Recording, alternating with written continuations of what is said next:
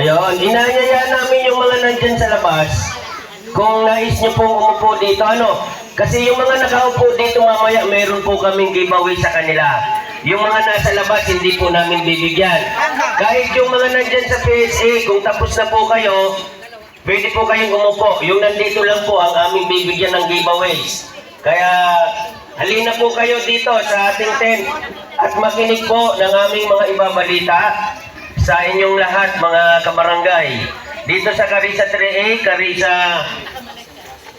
3B, Carissa 3C, at maging sa Sulukan. Ayun. So, sa aming mga kabarangay, kaya po kami narito ngayon sa inyong lugar upang ilapit po ang barangay Kaypian o barangay hall natin sa inyong lahat. Tayo po ay mag-i-issue dito ng mga pambarangay na dokumento. Sedula. Ang sedula ng ating mga senior ay 11 pesos lang. Kumuha na po kayo. At yung mga walang trabaho, 30 pesos para sa sedula. Napaka-importante po na meron tayong sedula sa ating mga bulsa o sa ating mga wallet. Alam naman po natin ang panahon ngayon, no?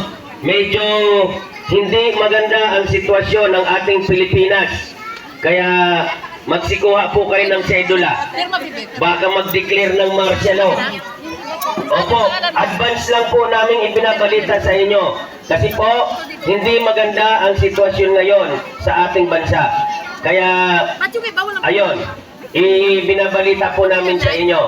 Hindi lang po na kumita ang barangay, ay ibinabalita po namin sa inyo na dapat lahat ng mamamayan sa buong Pilipinas ay meron tayong dokumento na hawak. Ano po? Yun. Kaya inaanyayahan po namin kayo na kumuha na po kayo ng inyong mga sedula. Ang sedula po ay isang taon na ginagamit. Pag meron po kayong in-applyan na loan, halimbawa loan, huwag nyong ibibigay yung inyong original na sedula. I-xerox nyo lang po kasi ang sedula ay nagsisimula ng January hanggang December 31. 1 year. Ang ating naman pong mga clearances ay 6 months po yan. Kaya yung mga magpapaaral sa daycare, meron tayong early registration. Ayan. May tarpaulin tayo para sa early registration. Pwede na po kayong kumuha ng inyong mga indigency. No? Para maaga pa lang. Mga barangay clearance kung saan niyo po gagamitin. Yung mga nagninegosyo, kumuha na po kayo ng inyong mga business clearance para pag umikot po dito ang munisipyo, may makikita na po silang mga papeles ninyo. Ang nagninegosyo po, pag 30,000 pababa ang inyong puhunan, ay pwede lamang po sa barangay, business clearance. Pero pag mas mataas, ay doon na po sa ating BPLO, doon po sa SM. Kaya, pero dito rin po ang process sa ating barangay. So ngayon, nandito na kami, kaya samantalahin na po natin na narito na po kami. Ayun, once na kumuha po kayo ng sedula or any kinds of documents, ay ibibigay na agad yung ating giveaways para sa inyo. At yung mga nandito po sa loob ng tent, ayun, magkakaroon din po mamaya. So aside from that, ay ibinabalita din po namin na last year, kaya kami po ay nakikiusap sa ating mga kabarangay dito sa Carissa 3A na meron tayong programa pagdating sa solid waste management o doon po sa pagkukumpuni ng ating mga basura. No, last year tayo po ay nag-second place sa buong Region 3 pagdating po sa pagsisinop ng ating basura o sa kalinisan ng ating barangay.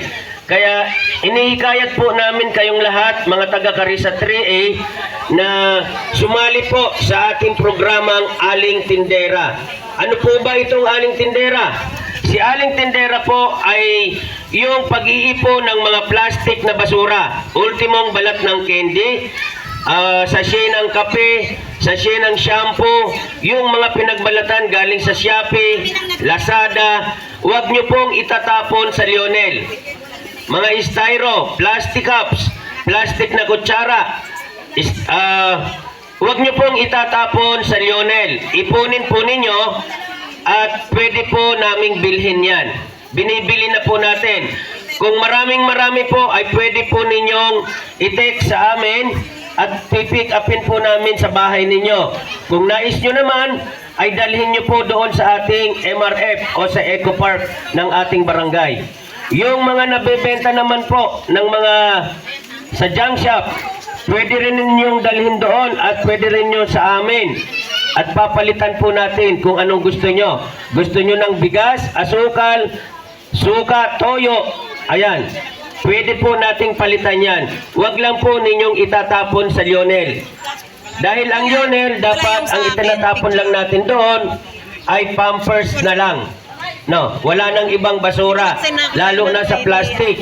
Ipunin po ninyo sa inyong mga bahay. At pag marami na, kukunin po namin. No. So yun, ano pa po?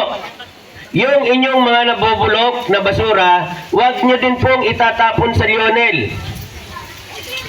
Dahil po, kailangan po natin yan sa ating mga halaman at sa ating mga halamang gulay. Lalo na ngayon, nag-i-start na naman po tayo sa patimpalak ng gulayan sa pamayanan.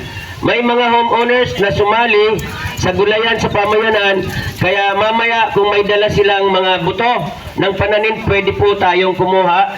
Iparegistered natin at imamonitor natin para pipili tayo ng isang household kung sino yung pinakamagandang tanim, kung sino yung pinakamagandang halaman. Pwede rin po yung mga ornamental plants, yung mga namumulaklak, at dapat may kasama ding gulay. No. So yun, may premyo po tayo dyan. Kaya lahat po ng mamamayan dito sa Carissa 3A, B, ay lumahap po kayo. So kami po ay lubos na nagpapasalamat sa ating HOA officer. Bagamat wala po sila dito, dahil may patawag po ang ating mayor, nandun po sila sa mass outtaking ng mga homeowners association. Kaya tayo lang muna nandito ngayon. So, ayan, ini-encourage po namin kayo. Lahat po ng inyong mga dokumentong pambarangay, narito na po. Kumuha po kayo para wala na pong endorsement. Pag doon po kayo kukuha sa barangay natin, ihingaan pa po kayo ng endorsement. So, samantalahin natin, narito na kami para ibahagi sa inyo ang programang Rolling Barangay. So, kapiling po natin dito ang lahat ng mga department mamaya magsasalita. At siyempre, narito din po ang nagnanais na humawak ng organisasyon ng ating mga senior citizen, yung The Elders Club of Kaypian. Andito po sila para inganyahin o kampanyahin ang mga kapwa nila senior citizen. Ayan po. At dito po sila nagpunta sa ating Rolling Barangay. So sa punto pong yan, may ipapakiusap pa rin po kami ng ating punong barangay. Kap ABC Sosimo Lorenzo ay tumatakbo po bilang konsehal ng ating lungsod. At ang kanyang pagtutuunan ng pansin na programa ay para sa mga senior citizen, PWD, solo parent at sa mga kababaihan. So ang ating Kapitan Soseng Lorenzo ay magbibigay ng serbisyong pangkababaihan pagdating po sa konseho. At siya rin po ang susi mo sa konseho, ang susi mo sa barangay Kaypian, number 14 sa Balota. Sosimo B. Lorenzo. Thank you po. Thank you. Po nagtatrabaho sila at nag-i-stay po doon at umuwi naman po lingguhan, buwanan. Isama nyo po sa profiling kasi kung hindi po sila isasama, hindi po sila makakakuha ng dokumento sa barangay natin. Yan po yung dahilan kung bakit pinoprofile po namin kayo. Kasi yung iba po ang sinasabi, ay, eleksyon. Hindi po para sa eleksyon. May sanggol po ba na boboto? Di ba? Wala naman po. Eh, lahat po yung kinukuha namin. Kaya sana po pag nag-profile kami, babayin nyo po kami. Yun lang po. Maraming salamat po. Okay, mula naman po sa hanay ng Senior and PWD, tinatawagan ko po si Mario Ingracia. Good morning po sa lahat, lalo na dito sa mga taga Carissa 3A. Maraming salamat na nandito kayo sa ano namin na sumali sa ruling barangay. Maraming salamat din sa mga kay Kagawad Yoranyada, sa mga staff ng barangay. Mayroon ang kailangan sa PWD pag nag-apply, yung tatlong 1x1 picture, barangay indigency for PWD ID, medical certificate na galing ng ibang doktor or ibang hospital. Kasi yun ang assessment na dadalhin ninyo sa ating center. So, ipakita ninyo yun sa doktor kasi yun ang titingnan nila kung pwede kayong ipasok ng PWD na mabigyan kayo ng PWD ID. Cancer, pwede rin mag-apply pero kailangan natin ng medical records na galing ng ibang doktor para maipasok siya. Yung mga rare disease, pwede na rin pong ipasok sa PWD. Yung mataas ang grado ng mata, na 800 na ang grado ng mata, pwede na silang pumasok sa PWD. Sa senior, pag nawala yung senior ID ng isang senior, kailangan natin affidavit of loss na galing ng abogado. Dati kasi, pinapayagan nila ang barangay blatter lang. Pero ngayon, hindi na nila pinapayagan. Kung halimbawa, nawala yung senior ID ng isang senior, na lalo na yung hindi makalakad o nahirap maglakad o na-stroke, mayroon ding requirements yun na pwede na siya hindi papunta sa City Hall. Magperma lang siya sa isang papel na malinis na tatlong perma. Yun lang ang gagawin niya. Yung hirap na maglakad. Magbigay siya ng authorization letter doon sa maglakad ng senior ID niya. Kasi ang senior ID ngayon ay picturean na yung mga senior doon sa City Hall. Hindi na pwedeng hindi pupunta ang isang senior, lalo na yung makalakad. Pero yung hindi makalakad, mayroong requirement. Nandiyan naman ako sa barangay, pwede rin kayo magtanong sa akin at saka bibigyan ko kayo ng application form ng senior. Yung Namin ang pagdating ng ating Kagawad Elizabeth Pagulayan. Okay, so mga hinihingi po namin ang paumanhin yun sa parabet daw po. Wala po yung dalawang parabet.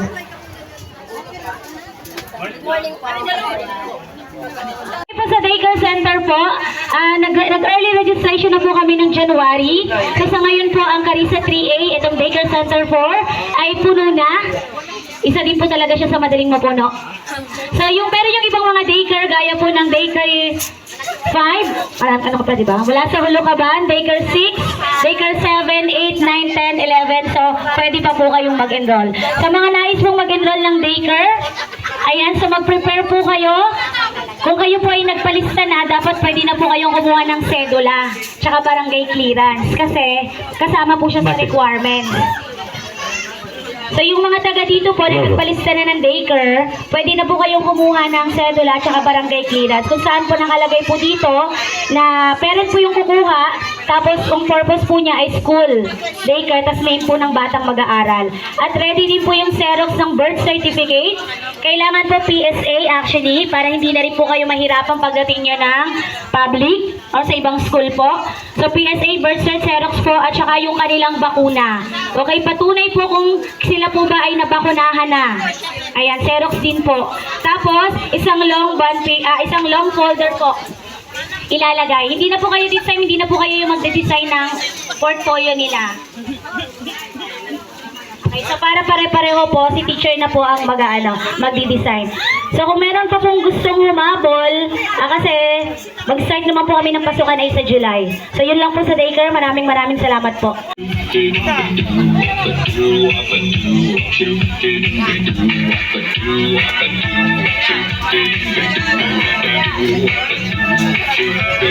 Maraming salamat sa taga-guro ng palatuntunan ng mga daycare. Para pa kanya naman yung mga daycare. Busy sila dahil sa registration na ng programa na early childhood. Siyempre, nandyan yung Pangulo ng Sulukan. Ang aking kapatid dyan lang sa kabila. Nandyan po kanina yung ating former kagawad. Nasa na ba? Sinorder nga ako ng Jollibee. Sabi ko, nalipat na sa Hong Kong. Ang ating pong dating kagawad, Rick Sumang. Palapakan nyo naman siya. Yay! Sa inyo po lahat, isang magandang umaga. Kamusta po kayo dito? Mabuti naman. Parang pink na pink ka. Straight Mga Robert senior. tayo. Straight arangkada. Tama ba? Yeah! Yes, straight arangkada tayo kaya pink na pink tayo, di ba? Sa inyo po lahat, ang programa po ng barangay na ito, Rolling Barangay, ay para maabot po ang mamamayan na medyo malayo sa amin sa barangay. May mga programa po kasi na hindi alam ng mga karamihan, lalo na ng mga nasa bahay lang, may mga alagang anak, asawa o mga senior citizens. Sandali lang.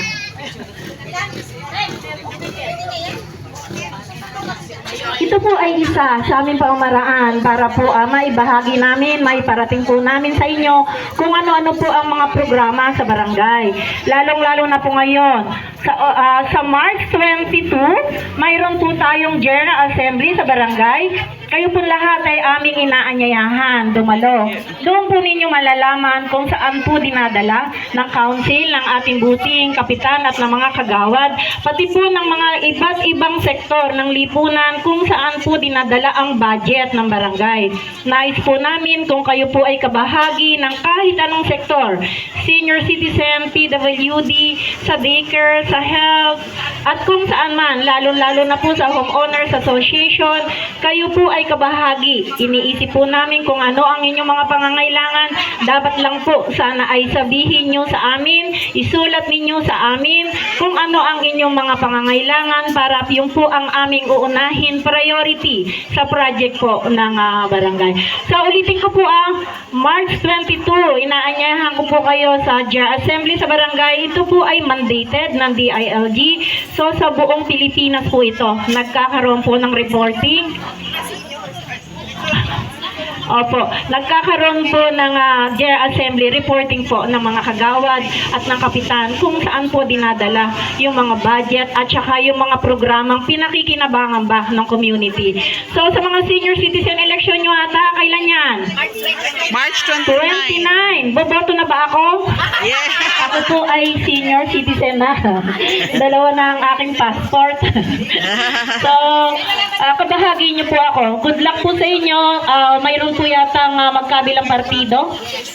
Siyempre po, ganyan po talaga healthy ang competition, healthy po sa isang magandang organization para po mayroong check and balance, di ba? Para may check and balance, malaman po ninyo, makuha din po ninyo, mayroong kayong 0.5 para po sa lahat ng senior citizens sa KPN na mayroong 0.5 sa budget, di ba?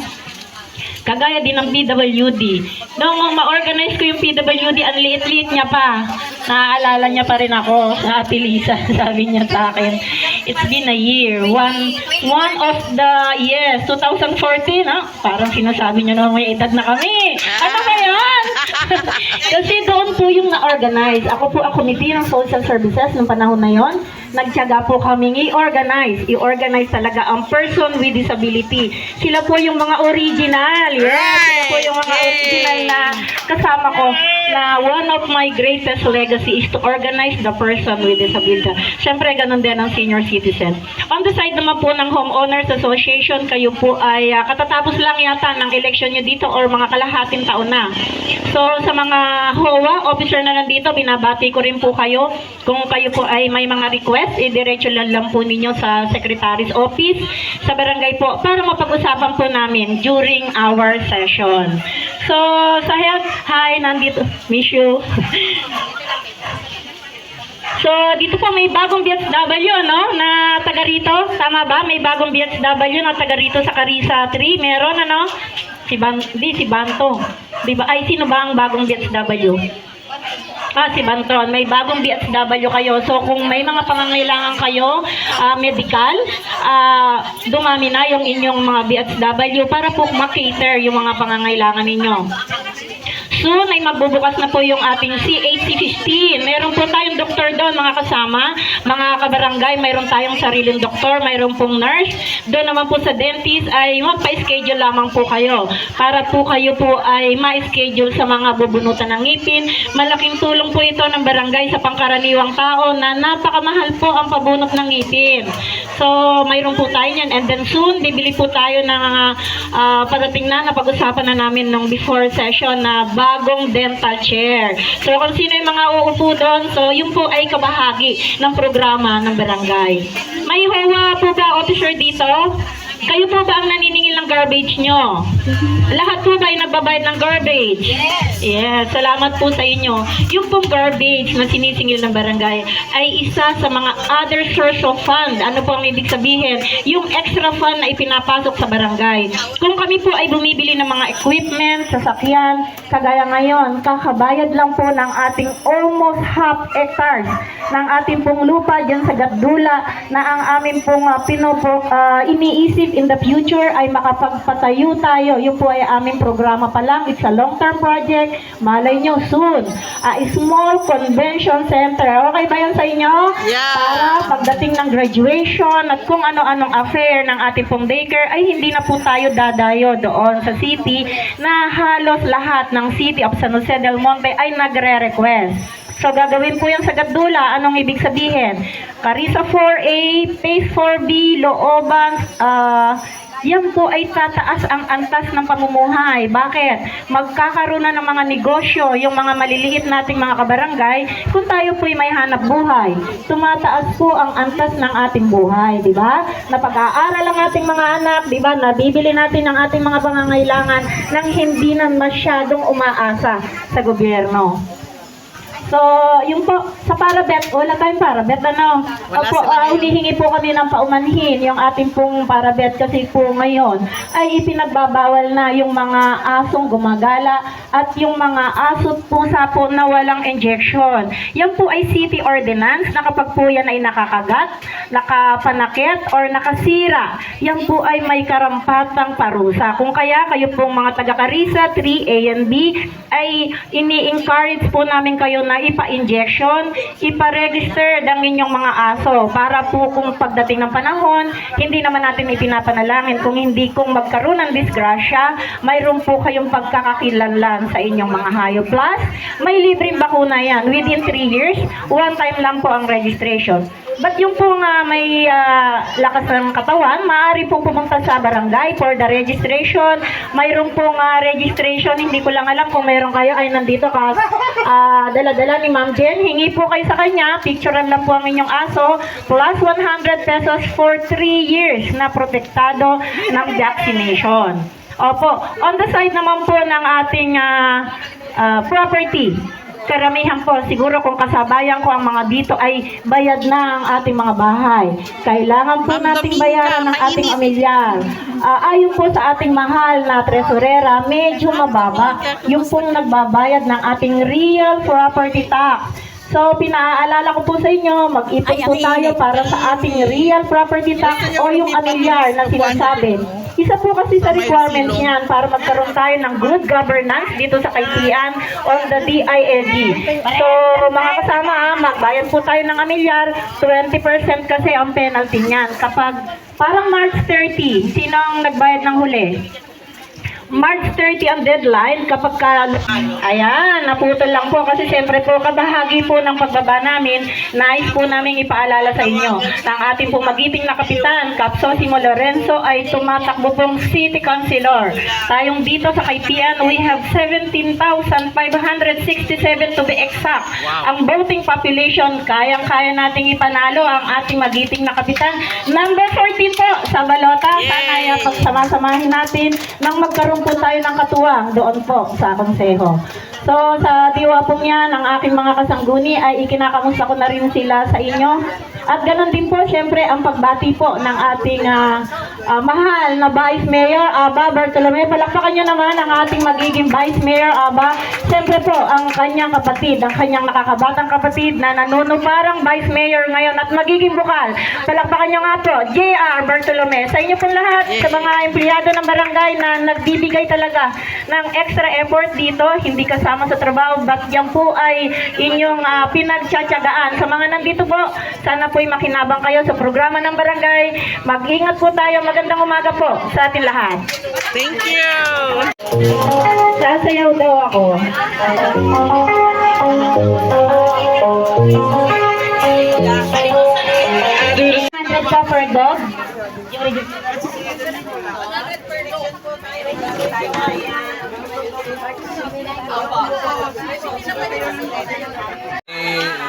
My name is Ricardo Sumang. I live in this barangay 3A, Block 24 at 10. I've been president since 1998 to 8 years naging Pangulo. So have been so many projects was created like daycare, multipurpose, playground, ARPO, another playground namin bago sa likod na tayo po natin when I was a president of Carissa 3A. Kaya I'm planning to come back if I can. So soon. So another project was planning to be built in this Carissa 3A. I want to be I'm 72 years old. I want before I leave, I want to make another what we call legacy in this Carissa 3A. So yun, that's why I've been since that 28 years here. Yeah, imagine. I've been working hard in this Carissa 3A to improve. Dahil din, yung sa taas po yan, nakapunag pa semento, papunta Carissa 3A since 1998. With the help of Barangay Libera and yung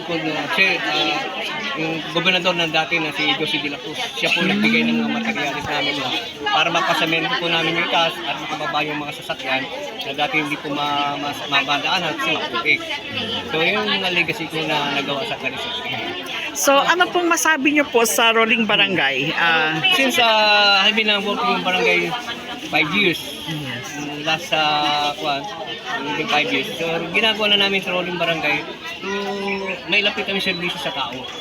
Para hindi na nagpupunta ang barangay na makatipid pa matahe. So, nandito na lahat yung serbisyo ng barangay. So, maganda po yung ganito na every po na mayroon ng barangay para sa ganun yung tao. Matulungan din natin. Kaya nga, nilalapit natin yung serbisyo para sa tao.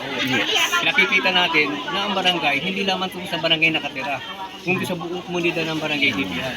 With the help of barangay captain, si Cap Social Lorenzo, gusto niya ilapit yung serbisyo sa tao. Sa tunay na serbisyo, talaga po na ang kapitan po namin kasipag, matalino at maasas ng talaga ng mga mamayan ng barangay. Okay, thank you very much po. Thank you very much, Kagawad, and more power to you and to your Carissa 3A. Thank you.